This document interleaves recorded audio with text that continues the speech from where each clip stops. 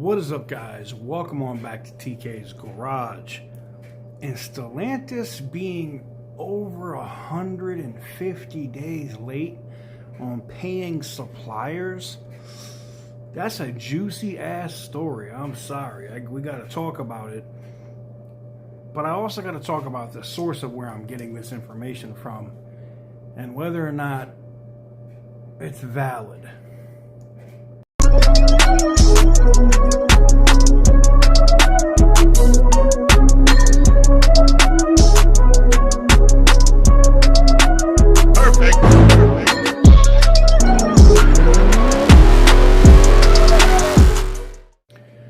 Alright guys, welcome on back to TK's Garage, and in today's video I gotta talk a little bit about this information that I got in, and I've seen it in comments, so I feel like it's some of the same people too that work at UAW, but I got this from, they're not like the highest up at UAW, but they're not regular workers, they work for the union. And they basically are saying that Stellantis is intentionally not paying their bills so that suppliers cut them off from parts so that they can furlough the workers so that they don't have to manufacture more vehicles.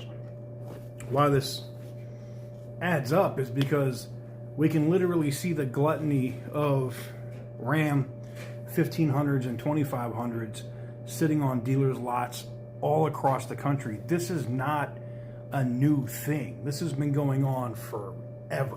I mean, for me, saying forever, it's like the last 12 months, they've literally just been stacking inventory.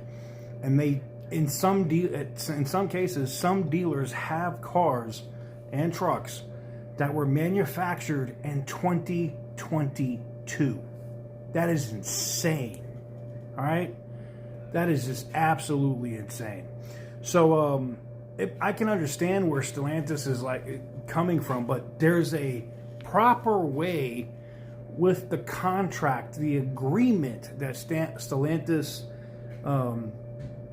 acquired when they acquired FCA, and the contract that they worked out with the UAW when they have too much inventory. And instead of Stellantis going about it the right way because it costs them more money, they just say, screw it, and we'll just float and pay late fees and just not pay these suppliers. These suppliers will cut off the parts that we need to finish the trucks and the Jeeps that we need to finish.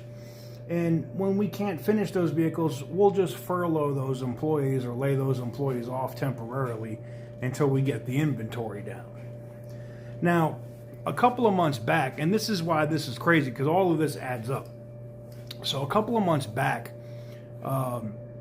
somebody had reached out to Butter the Insider and had sent a scheduling thing that came in from the factories that manufacture Rams.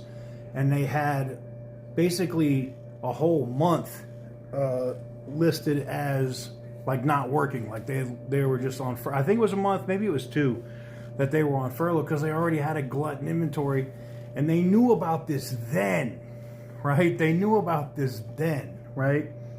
So what do? You know, evidently, I guess during that time, they had to go about it the right way and honor the contract. But this time, did they go about it the right way when they furlough these employees? Nah, they'll just be like, hey, we can't finish these trucks. We're not going to build anymore until we get these parts. So we're going to send you guys home. Kind of just playing Mickey Mouse games with the employees.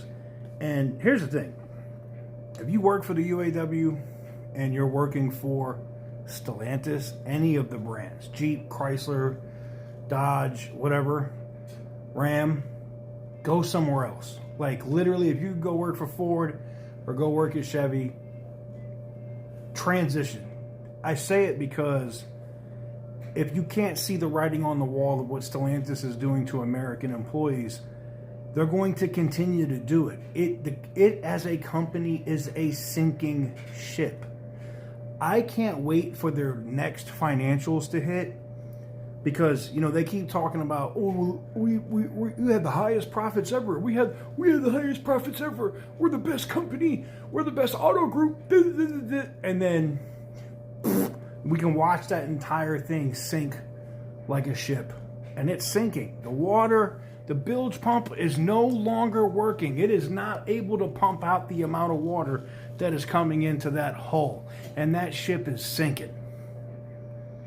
And if you work there, seeing some of the recent people who have retired, left,